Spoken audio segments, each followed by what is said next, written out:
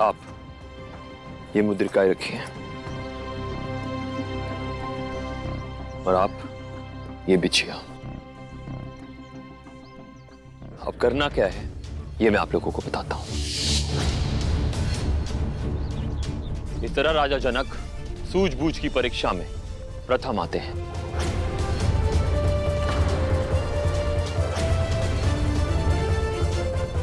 युद्ध कौशल और ज्ञान तो कोई भी ज्ञात कर सकता है, लेकिन जो प्रशंसा सुनकर भी भ्रमित ना हो वही सच्चा विवेकी है। सूझबूझ और तत्काल निर्णय लेने की दक्षता सबके सामर्थ्य की बात नहीं है। लंकेश रावण की झूठी प्रशंसा ने उनकी सोच और ज्ञान को कुंठित कर दिया, और वहीं राजा जनक अपनी सच्ची प्रशंसा पर भी प्रभावित नहीं हुए और उन्होंने अपराध का दंड उसी समय दे दिया। इसी से उन्होंने राजधर्म का पालन किया, इसलिए पिनाक धनुष उन्हें सौंपी जाती है। सहस्त्र शस्त्रों के समान एक परशु है, जो करे अधर्म काम वो ही शत्रु है।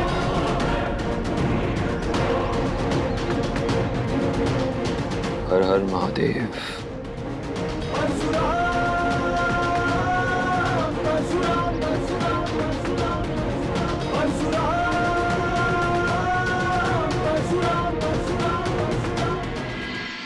ये लीजिए राजा जनक। धन्यवाद प्रभु।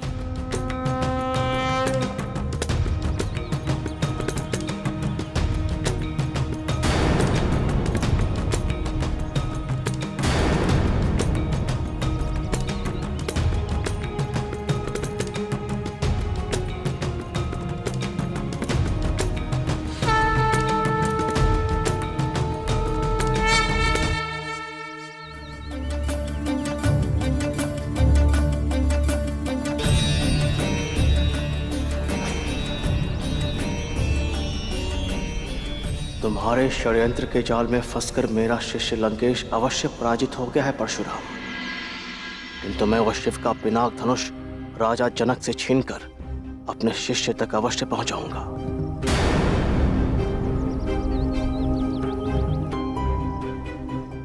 मुझे भी आज्ञा दीजिए प्रभु।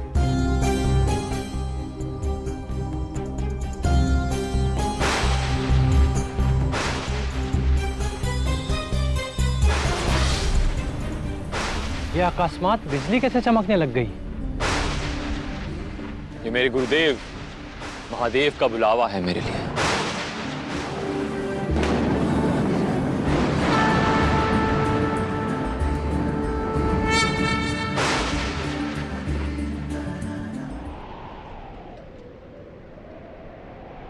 ओम नमः शिवाय। हर हर महादेव। प्रणाम गुरुदेव। आओ परशुराम, मुझे तुम्हारी ही प्रतीक्षा थी वत्स। सहस्त्रों वर्षों के पश्चात तुम्हें पुनः देखकर मन प्रसन्नता से भर उठा है। एक गुरु का मन एक शिष्य को देख के प्रसन्नता से भर उठे, उससे बड़ा आशीर्वाद एक शिष्य के लिए क्या हो सकता है गुरुदेव। आपके आशीर्वाद से इस शिष्य ने आपका दिया हुआ कार्य संपन्न किया है। तुमने मेरा पिनाक धनुष प्रजावत्सल राजा जनक को सौंपकर यह प्रमाणित कर दिया कि चाहे कोई भी चुनौती हो, वो परशुराम के मार्ग को बाधित नहीं कर सकती। चाहे वो अधर्मी लंकेश रावण को मेरा स्वयं दिया गया वरदान ही क्यों ना हो। ये तो आपका ही आशीर्वाद है गुरुदेव कि ये कार्य मैं संपन्न कर पाया। तुम्हारा पुनः तप से जागना, त्रेता को लंकेश रावण के यहां से छुड़ाना, राजा जनक को शिव धनुष सौंपना, ये सभी घटनाएं नारायण के अवतार प्रभु श्री राम से जुड़ी हुई है। मेरा पिनाक धनुष श्री राम के विवाह से जुड़ा है, तो अब तुम्हारी आगे की यात्रा लंकेश रावण की मृत्यु से जुड़ी हुई है। लंकेश रावण की मृत्यु? हाँ परशुराम, नियति अनुसार त्रेता काल में ही अधर्मी लंकेश रावण की मृत्यु नारायण के नर अवतार प्रभु श्री राम के हाथों होना है, ये तो तय है। किंतु उसके लिए रावण के मृत्यु का योग भी उजागर होना आवश्यक है, जो उसके कुंडली के 10 टुकड़ों में विभक्त है। रावण की कुंडली, वो भी 10 टुकड़ों में प्रभु।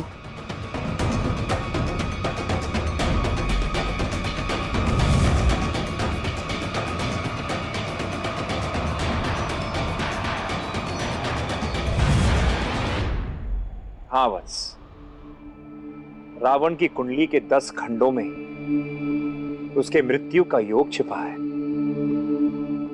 और इन सभी 10 खंडों को तुम्हें ढूंढ कर निकालना है। अवश्य प्रभु।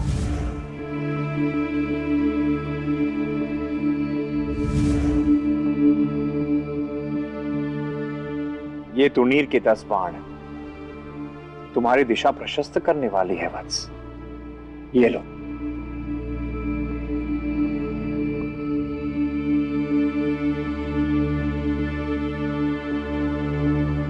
और अपने आगे की यात्रा आरंभ करो वत्स।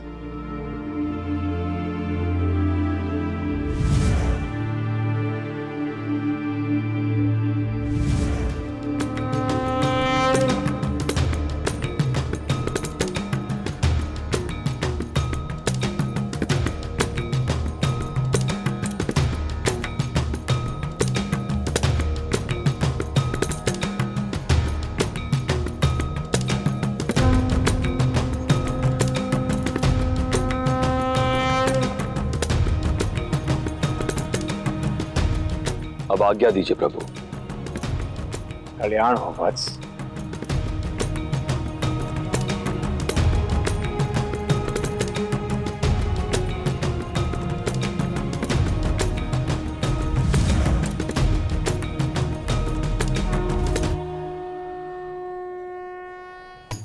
नारायण नारायण।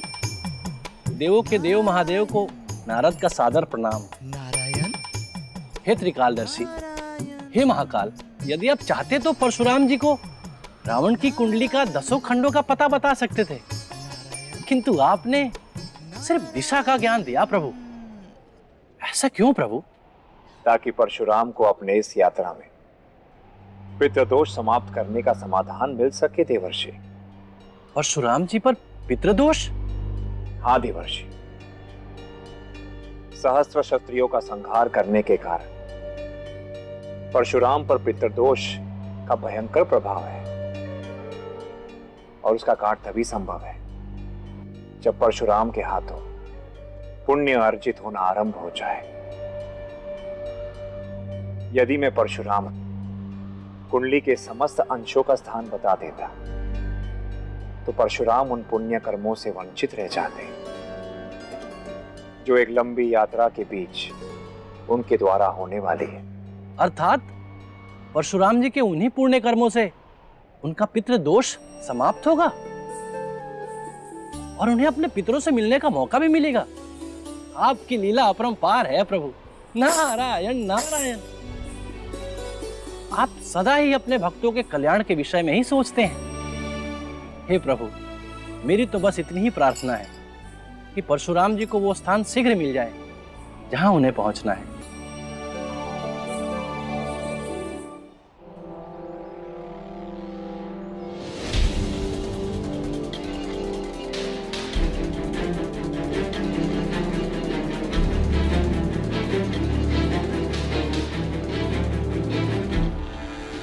आप क्या कर रहे हैं स्वामी?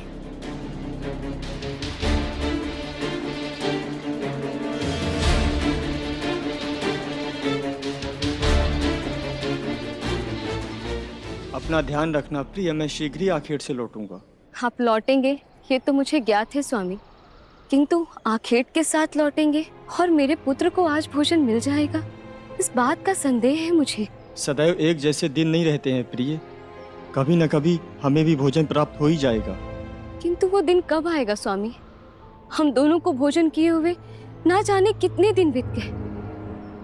वैसे मुझे अपनी भूख से अधिक चिंता अपने शिशु की है जो मेरे गर्भ में पल रहा है। कैसे कुछ हो गया तो मैं स्वयं को क्षमा नहीं कर पाऊंगी। मुझे भी ये चिंता चिता जैसे जलाए जा रही है प्रिय, किंतु पंख विहीन मेरी ये दुर्बल सी काया, तुम्हें तो पता है ना, यदि मेरी काया में से बचे, यदि मैं एक पंख से उड़ सकता तो हम कभी भी भूखे ना रहते। इसीलिए तो मैंने आखेट में एक युक्ति लगाई है, किंतु वहां भी मेरा भाग्य साथ नहीं दे रहा है।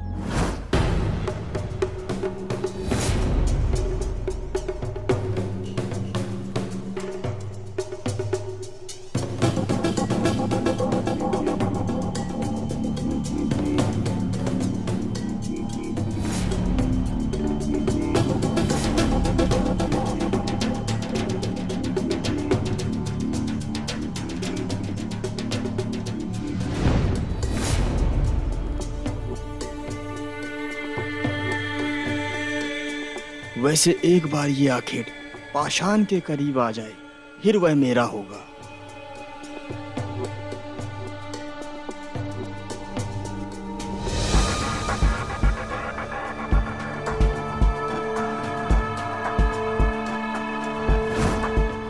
परंतु तुम निश्चिंत रहो, इस बार मैं जब भी लौट कर आऊंगा तो तुम्हारे लिए भोजन लेकर ही आऊंगा। बस तब तक तुम अपना ध्यान रखना। तो आपके जाने के पश्चात अगर वो असुर यहाँ आए तो मैं क्या करूंगी स्वामी? मुझे उनसे भय लगता है जब से वो हमारे आंगन में मंडराने लगे। यदि मेरे जाने के पश्चात तुम्हें उन असुरों का तनिक सा भी भय लगा तो तुम सीधे अपने कुटिया के अंदर चली जाना, और अगर ज्यादा भय लगे तो पक्षी बनकर कहीं दूर उड़ जाना, और तब तक लौट कर मत आना जब तक मैं ना आ जाऊं। तब तक तुम अपना ध्यान रखना।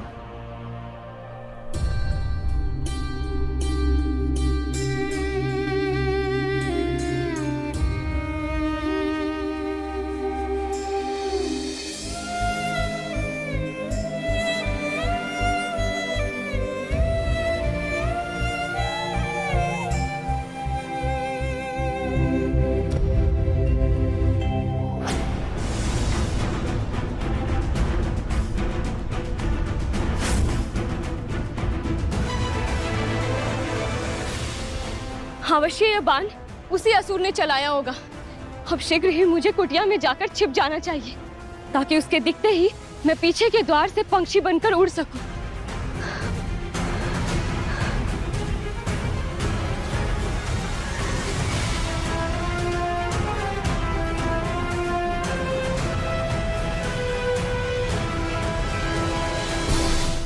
हे प्रभु, आप स्वयं भोजन देने तो धरती पर आ नहीं सकते, किसी जीव जंतु को ही भेज दीजिए।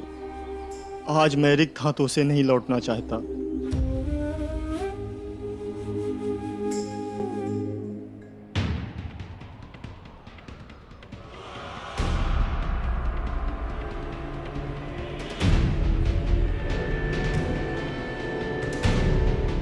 मेरे आंसुओं को देख कदाचित ईश्वर को भी दया आ ही गई।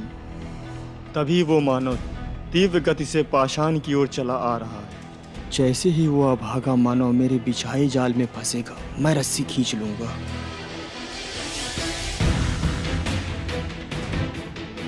ये क्या? इस पाषाण ने तो मार्ग को अवरुद्ध कर रखा है। इससे आने जाने वाले यात्रियों को कष्ट होगा। इन्हें यहां से हटा देता हूं।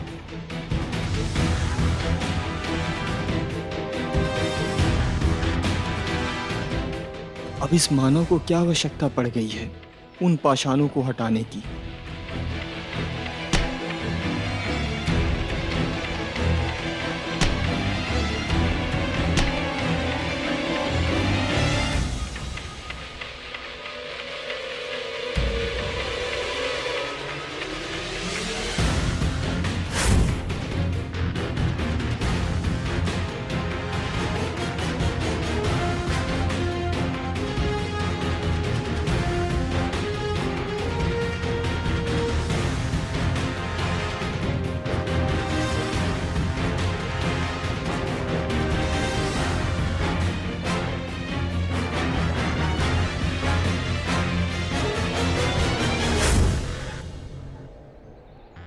एक पग भी हिले मानो तो जान से जाओगे। कौन हो तुम और क्या चाहते हो? भोजन। तुम्हारे शरीर का मैं मांस भक्षण करना चाहता हूँ। तुम्हें इतना दुस्साहस कि मुझे अपना बंदी बनाओ और मेरे शरीर का भक्षण करो?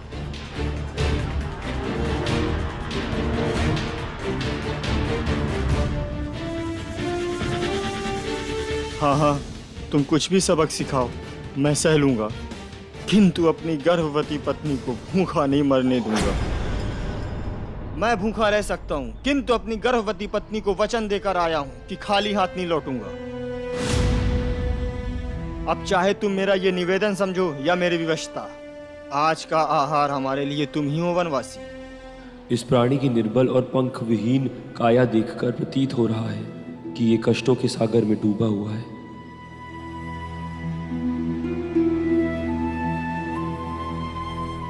जब ये इतना कष्टों में है तो इसकी गर्भवती पत्नी की क्या दशा होगी, देखना चाहिए मुझे। किस सोच में डूबे हो वनवासी? आज तुम्हें कोई भी युक्ति बचाने नहीं आएगी। तुम्हें मेरे साथ मेरे आवास में चलना ही होगा। यदि तुमने मेरा विरोध किया तो मुझे विवश होकर बल का प्रयोग करना ही पड़ेगा। नहीं नहीं, आप अपने बल का प्रयोग क्यों कर रहे हैं? मैं आपके साथ चलने के लिए सच हूं।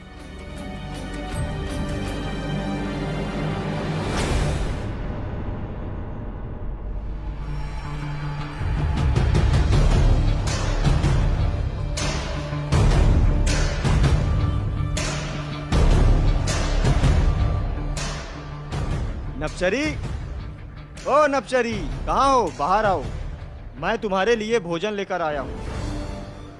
कहाँ है स्वामी? कहाँ है? शीघ्र बताइए, तीव्र भूख लगी है मुझे। ये रहा तुम्हारा भोजन।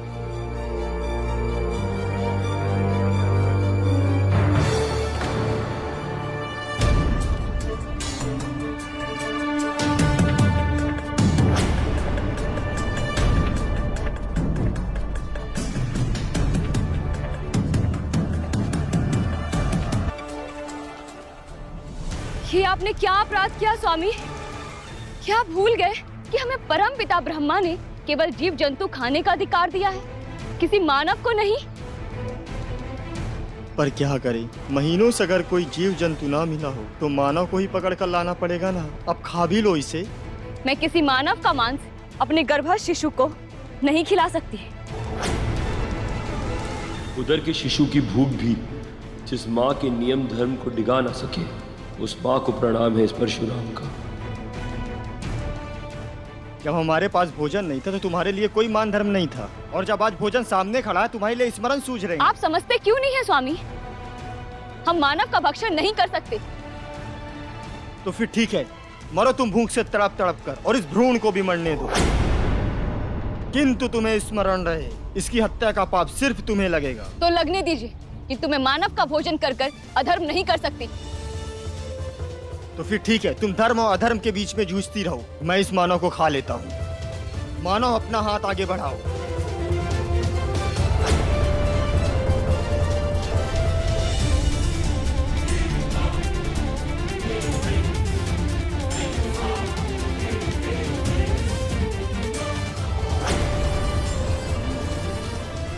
अधिक चतुर मत बनो मानव, अपनी शिराओं को ढीला करो ताकि तुम्हारी देह से रक्त बाहर आ सके।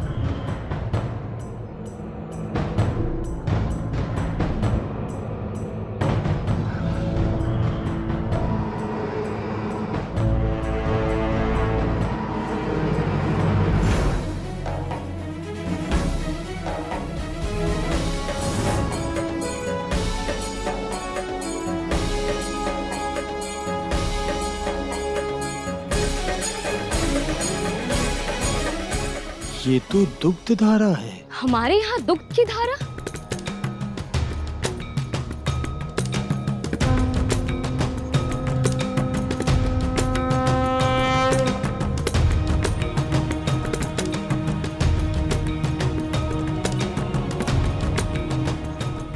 लो नपचरी, अब तो तुम्हारी भूख मिट जाएगी।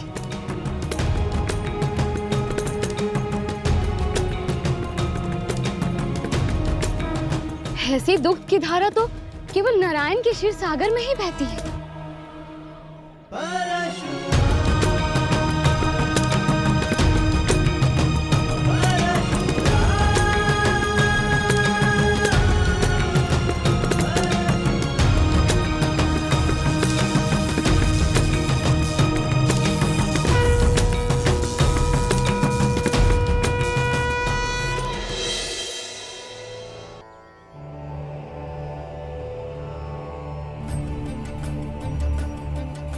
अचंभित मत हो गितराज, मैं जंद अग्निपुत्र परशुराम हूं।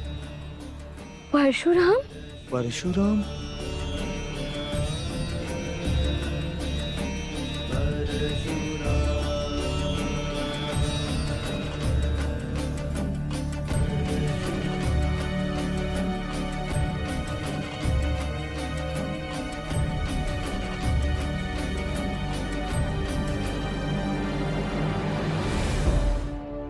जिनके क्रोध और आवेश से पर्वत तक कांप उठते हैं, उन परशुराम को मैंने बंदी बनाया। हमें क्षमा कर दीजिए प्रभु, हमें क्षमा कर दीजिए। जिसने अपनी पत्नी की भूख मिटाने के लिए इतना बड़ा साहस दिखाया, वो क्षमा के नहीं प्रशंसा का अधिकारी है। किंतु आपकी ये दशा देखकर मुझे आप पे दया आ रही है गितराज, क्योंकि अपना भोजन पाने के लिए आपको इतनी दूर उड़ान करना पड़ता हो, और बिना पंख के अब आप नहीं कर पा रहे। आपकी इस पंख की स्थिति ऐसे कैसे हुई? तो सुनिए प्रभु, सैकड़ों वर्ष में एक बार हम गिद्धों के पुराने पंख झड़ जाते हैं, और हम तब तक आखेट पर नहीं जा पाते जब तक हमारे नए पंख नहीं आ जाते। किंतु इस बार मेरा एक पंख बच गया, इसलिए न जाने कई असुर हमारे इस कुटिया पर दृष्टि बनाए रखने लगे।